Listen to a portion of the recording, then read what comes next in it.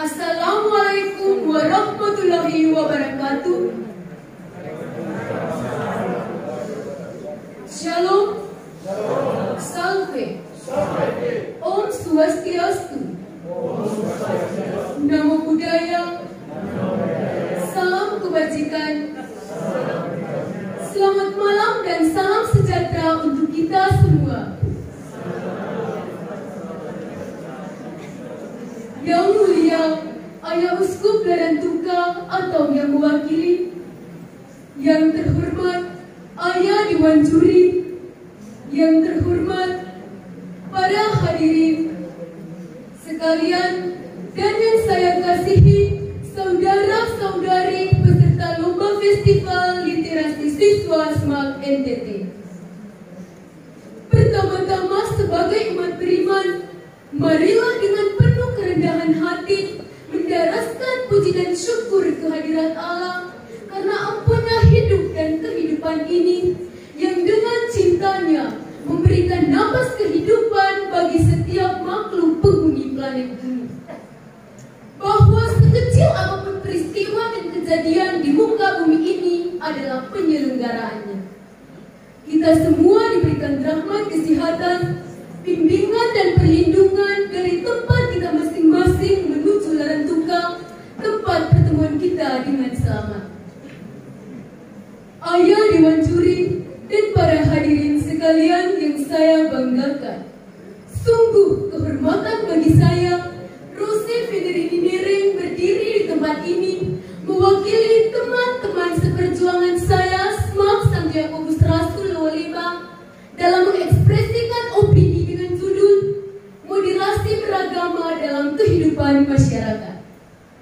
Sebagai generasi milenial Kamila, generasi yang bertanggung jawab, jujur, dan bekerja keras dalam beberapa tahun ke depan atas arah yang diambil negara ini untuk menjadi negara yang maju, sejahtera, modern, dan tentunya terkemuka di mata dunia, terkhususnya di Provinsi Nusa Tenggara Timur.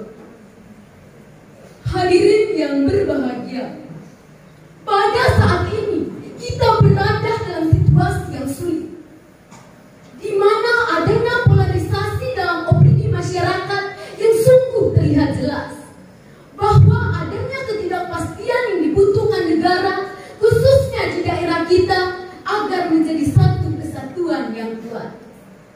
Kami mau daerah-daerah di luar sana dapat melihat kembali potensi, keunikan, dan kehebatan yang dimiliki daerah ini. Tetapi di sisi lain sampai saat ini, kita semua masih saling menggigit, menjatuhkan, dan melenyapkan antara satu dengan yang lain hanya karena perbedaan ras, suku, budaya, terutama agama. Hal seperti ini sungguh ironis. Bukankah pasal 1 Undang-Undang PNPS menyatakan bahwa adanya 6 agama utama di Indonesia? Perbedaan antara kita dalam hal keagamaan itu pasti. Tetapi apakah perbedaan agama harus menjadi jurang pemisah antara kita? Saya selalu bersyukur sekecil apapun dalam hidup ini. Salah satunya memperdalam iman saya dengan mempelajari mata pelajaran keagamaan di sekolah Katolik yang selalu menerapkan nilai-nilai cinta kasih, toleransi, damai kepada sesama. Sampai saat ini, saya tidak pernah lupa seorang filsuf Prancis, yaitu René Descartes, yang menyatakan manusia adalah makhluk yang finite, yaitu terbatas. Sedangkan Tuhan adalah sosok yang infinite, yaitu terbatas. Bagaimana kita sebagai makhluk terbatas dapat berpikir dan sesuatu yang jauh di luar kapasitas kita? Bagaimana kita memahami esensi dari sesuatu yang tidak terbatas? Inilah sebuah akar masalah yang dimiliki masyarakat sekarang, di mana pemahaman dan pemikiran yang tidak kritis menjerumuskan mereka ke dalam dunia gelap, dunia penuh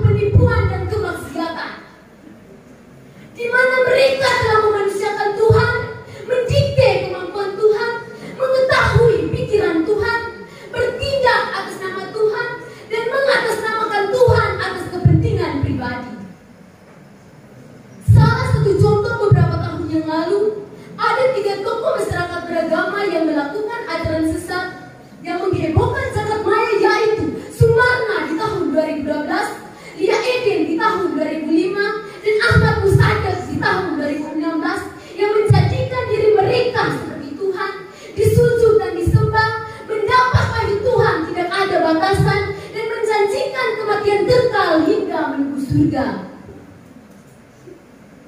Ada salah satu ketiga tokoh beragama di atas, yaitu adanya 22 akun ajaran sesat di dalam agama Katolik yang dikenal dengan nama sekte GTMY atau Gereja Tuhan Yang Maha Kuasa, yang sedang beredar di tahun 2023 dalam grup FB, di mana seorang wanita Tionghoa mengajarkan tentang Yesus yang berinkarnasi di dalam dirinya. Ia menyampaikan bahwa tidak perlu membaca kitab suci, tetapi membaca kitab suci versi mereka yang akhirnya meminta sumbangan uang. Selain itu, membuat status berupa doa, dibarengi janji mukjizat, sentuh gambar dan lain sebagainya, yang mana perlu dijawab oleh komunitas FB, yaitu kata amin. Inilah sifat-sifat radikal yang merusak kehidupan masyarakat, khususnya generasi penerus bangsa. Para hadirin yang saya cintai, ada arah atau jalan sebagai panduan dalam mewujudkan nilai perbedaan yang disatukan melalui 3 pilar utama, yaitu 1. Pilar tradisi atau budaya yang beraneka ragam. Kita perlu mengingatkan saudara-saudari akan indahnya, kayanya, dan uniknya tradisi yang kita miliki sejak usia dini. Tradisi yang telah diwariskan nenek moyang perlu dijaga dan jangan dibiarkan pergi bersama lajunya arus perkembangan zaman. Namun, tradisi saat ini sering menjadi tantangan, misalnya pesta pora berlebihan dan banyak biaya yang dikeluarkan sehingga generasi muda menjadi korban pendidikan. 2. Pilar agama. Semua agama mengajarkan kebaikan dan tidak seharusnya melecehkan, menghancurkan, dan menyakiti antara satu dengan yang lain hanya karena sebuah perbedaan.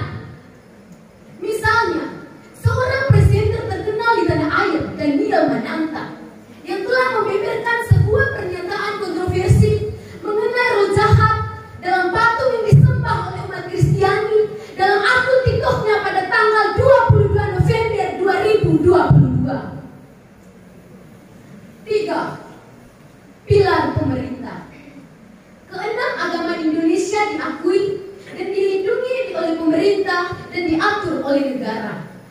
Terkandung dalam Undang-Undang Dasar Pasal 29 Ayat 2 yang berbunyi, negara menjamin kemerdekaan tiap-tiap penduduk untuk memeluk agama dan beribadat menurut agamanya masing-masing.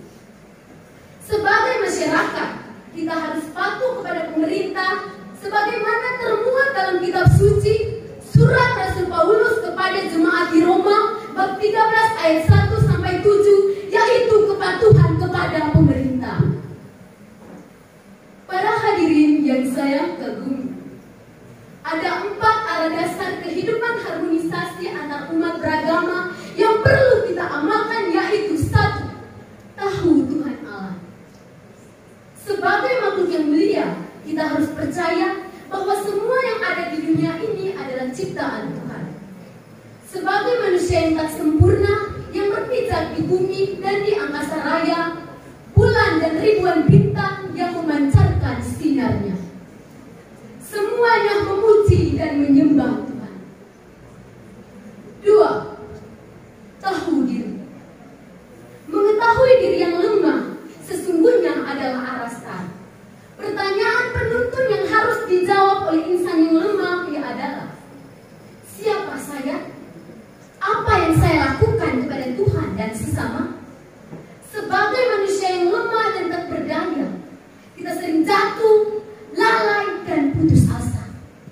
Ada beberapa cara bagaimana mendekatkan diri dengan Tuhan, yaitu rajin berdoa, mengenal diri sebagai pribadi yang utuh, tekun membaca kitab suci, mengikuti ajaran agama dan menjauhkan larangan. Maka ajaranku dan ajaranmu sesungguhnya adalah pelita yang bercahaya di kala gelap dan tongkat di jalan yang licin.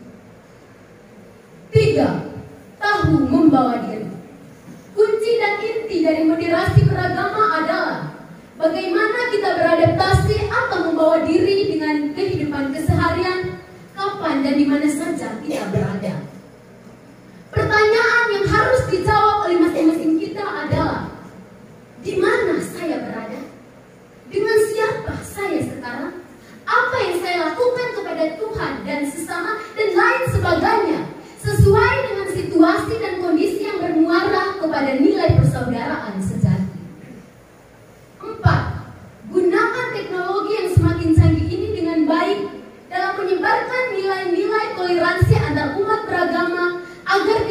kita semakin damai dan penuh cinta kasih. Maka untuk menjawab semua permasalahan ini, marilah kita membuka mata hati kita dan pelajarilah perbedaan agama dengan kejujuran, kasih sayang, dan cinta kepada sesama. Sebelum saya mengakhiri pidato ini, dengan rendah hati dan penuh rasa hormat di hati yang paling dalam, saya menyampaikan kepada semua pihak yang terlibat, serta permohonan maaf yang tak terhingga, karena sesungguhnya pribadi ini tidak sempurna. Sebelum saya mengakhiri pidato ini, ada sebuah pantun. Masak nasi sambil mengarang, sudahlah masak makan sekarang. Janganlah dibiarkan sampai basi. Hanya sekian dan terima kasih.